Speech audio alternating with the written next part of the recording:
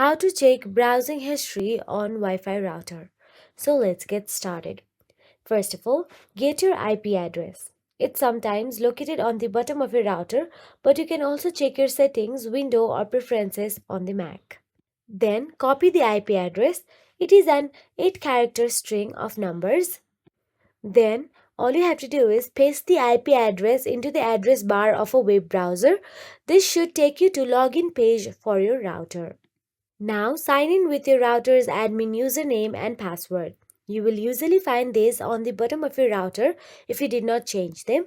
Newer routers like those rented from Spectrum won't have this. Now simply view your logs.